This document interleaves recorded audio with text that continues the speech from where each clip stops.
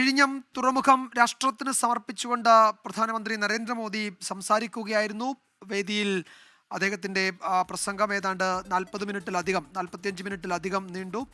ആ, വിഴിഞ്ഞം എങ്ങനെയാണ് കേരളത്തിൻ്റെ രാജ്യത്തിൻ്റെ വികസന ചരിത്രത്തിൽ നിർണായകമാകാൻ പോകുന്നത് എന്ന് അദ്ദേഹം സൂചിപ്പിച്ചു. ഒപ്പം കേരളത്തിന് ഈ പദ്ധതി ഏതൊക്കെ തരത്തിൽ പ്രയോജനപ്പെടും, കേരളത്തിലെ കേന്ദ്ര സർക്കാരിൻ്റെ പദ്ധതി സംബന്ധിച്ചുള്ള വിവരങ്ങൾ, കൊല്ലം ആലപ്പുഴ ബൈപ്പാസ്, വന്ദേ ഭാരത് ട്രെയിന്, കൊച്ചി കപ്പൽശാല കേന്ദ്രീകരിച്ച് ക്ലസ്റ്റർ അനുവദിച്ചത്, കഴിഞ്ഞ 10 വർഷത്തിനിടയിൽ കേന്ദ്രം കേരളത്തിന് നൽകിയ പദ്ധതികളെ പറ്റിയൊക്കെ പ്രധാനമന്ത്രി വേദിയിൽ സംസാരിച്ചു. പ്രധാനമന്ത്രി രാഷ്ട്രീയവും പറഞ്ഞു. വേദിയിൽ ഇന്ത്യ സഖ്യത്തെ അദ്ദേഹം പരോക്ഷമായി വിമർശിച്ചു. ഇന്ത്യ സഖ്യത്തെ കുത്തിയാണ് സംസാരിച്ചത്.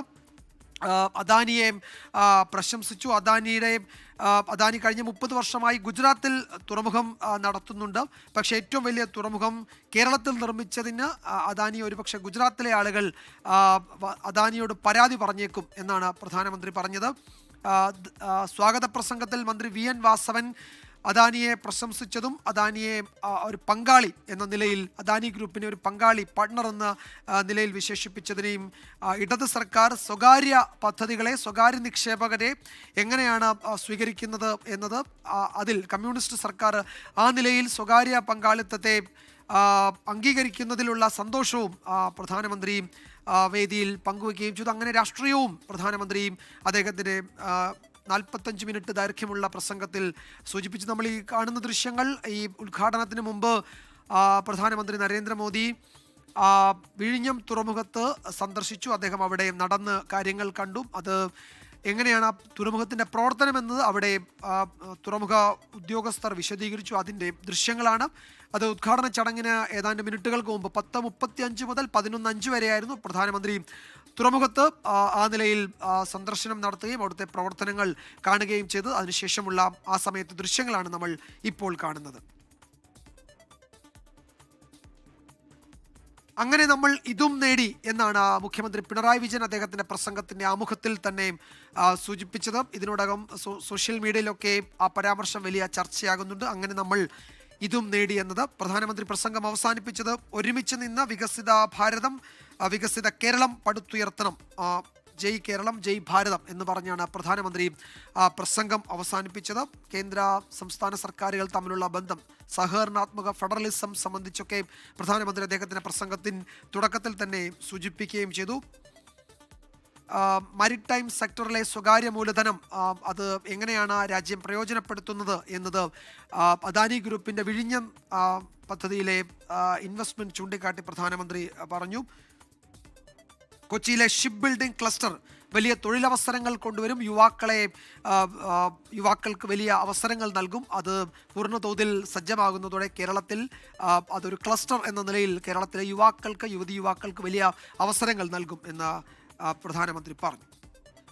വിദേശത്തേക്ക്, രാജ്യത്തിന് പുറത്തേക്ക് ഈ കണ്ടെയ്നർ ട്രാൻസ്ഷിപ്മെൻറ്റുമായി ബന്ധപ്പെട്ട രാജ്യത്തിന് പുറത്തേക്ക് പോകുന്ന പണം തിരികെ വരുന്നതിൽ നിർണായകമാകാൻ പോവുകയാണ് വിഴിഞ്ഞം എന്നാണ് പറഞ്ഞത്. ഇന്ത്യയിലേക്കുള്ള കണ്ടെയ്നർ കൈകാര്യം ചെയ്യുന്നതിൽ രാജ്യത്തിന് പുറത്തുള്ള പോർട്ടുകളാണ് അതിൽ 75% ഇപ്പോൾ പങ്കെടുക്കുന്നത്. ആ പണമാകെ രാജ്യത്തിന് പുറത്തേക്ക് പോവുകയാണ്.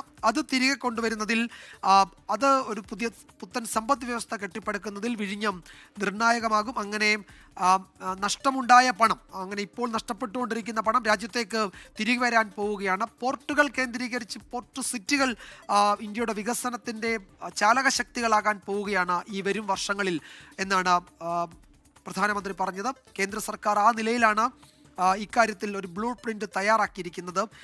തുറമുഖാധിഷ്ഠിത അടിസ്ഥാന സൗകര്യ വികസനത്തിൽ വലിയ ശ്രദ്ധ കേന്ദ്രീകരിക്കുന്നുണ്ട്. കഴിഞ്ഞ ബജറ്റിലടക്കം അതിന് വലിയ തുക നീക്കിവെച്ചിട്ടുണ്ട് എന്നാണ് പ്രധാനമന്ത്രി പറഞ്ഞത്.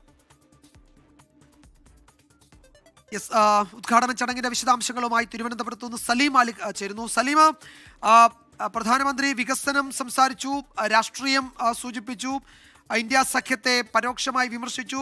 മന്ത്രി VN വാസവന്റെ പ്രസംഗം ചൂണ്ടിക്കാട്ടി കമ്മ്യൂണിസ്റ്റ് സർക്കാർ സ്വകാര്യ മൂലധനത്തെ പിന്തുണയ്ക്കുന്നു എന്നത് വലിയ സന്തോഷം നൽകുന്നു, അത്ഭുതപ്പെടുത്തുന്നു. ആ നിലയിലുള്ള പരാമർശമുണ്ടായി.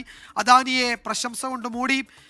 കേരള വികസനത്തിന് കേന്ദ്രം നൽകുന്ന സംഭാവനകളെ പറ്റി പറഞ്ഞു.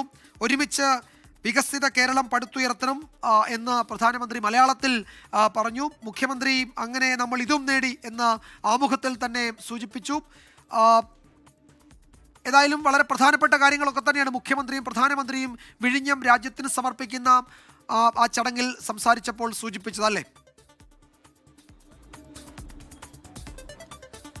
വിജയകുമാർ, നമ്മൾ പ്രതീക്ഷിച്ചതാണ് വിഴിഞ്ഞത്തിന്റെ തുറമുഖത്തിന്റെ കമ്മീഷനിങ് ചടങ്ങിൽ രാഷ്ട്രീയം ഉണ്ടാകുമെന്ന്, രാഷ്ട്രീയ സംസാരം ഉണ്ടാകുമെന്ന്. അത് അങ്ങനെ തന്നെ ഉണ്ടായിട്ടുണ്ട്. ഇപ്പോൾ ആ ചടങ്ങ് കഴിഞ്ഞ് ആളുകൾ മടങ്ങുകയാണ്. ഈ 1 മണിക്കൂർ നീണ്ട ചടങ്ങിനിടയിൽ ഈ മന്ത്രി വി എൻ വാസവനും ഒപ്പം തന്നെ മുഖ്യമന്ത്രി പിണറായി വിജയനും പ്രധാനമന്ത്രിയും മാത്രമാണ് സംസാരിച്ചത്. 3 പേരും അവരുടേതായ രാഷ്ട്രീയം അവർക്ക് പറയാനുള്ളത് വളരെ ചുരുങ്ങിയ വാക്കുകളിൽ പറഞ്ഞു എന്നുള്ളത് തന്നെയാണ് ഏറ്റവും പ്രധാനപ്പെട്ട കാര്യം. അതിൽ വി എൻ വാസവൻ തുടക്കത്തിൽ സംസാരിക്കുമ്പോൾ തന്നെ ഈ വിഴിഞ്ഞം തുറമുഖത്തിന്റെ ക്രെഡിറ്റ് ആർക്ക് എന്ന ചോദ്യത്തിന് അത് മുഖ്യമന്ത്രി പിണറായി വിജയനാണ് അതിന്റെ ക്രെഡിറ്റ് എന്ന നിലയിൽ തന്നെയുള്ള ഒരു പ്രസംഗമായിരുന്നു 3 മിനിറ്റ് പ്രസംഗത്തിനിടയിൽ നടത്തിയത്. അതിനുശേഷം അങ്ങനെ നമ്മൾ ഇതും നേടി എന്ന് പറഞ്ഞു തുടങ്ങിയ മുഖ്യമന്ത്രി പിണറായി വിജയന്റെ പ്രസംഗത്തിലും അതിലൊരു രാഷ്ട്രീയമുണ്ടായിരുന്നു. LDF സർക്കാരിന്റെ ഇച്ഛാശക്തിയാണ് വിഴിഞ്ഞം തുറമുഖത്തിന് പിന്നിൽ പ്രവർത്തിച്ചത് എന്ന രാഷ്ട്രീയ പ്രസംഗമായിരുന്നു നടത്തിയത്. അതേസമയം പ്രധാനമന്ത്രി നടത്തിയ 45 മിനിറ്റിനിടയിൽ പല കാര്യങ്ങൾ സ്പർശിച്ചു പോയപ്പോഴും പ്രധാനമന്ത്രി ഏറ്റവും പ്രധാനമായി ചൂണ്ടിക്കാണിച്ചത് അതിൽ കേന്ദ്രത്തിന്റെ ഇടപെടലുകളെ കുറിച്ചാണ്. കേന്ദ്രത്തിന്റെ ഇടപെടലുകളെ കുറിച്ച് പറയുകയും ഒപ്പം തന്നെ ഈ കമ്മ്യൂണിസ്റ്റ് സർക്കാരുകൾ ഇത്തരത്തിലുള്ള നിക്ഷേപങ്ങൾക്ക് പിന്തുണ നൽകുന്നത്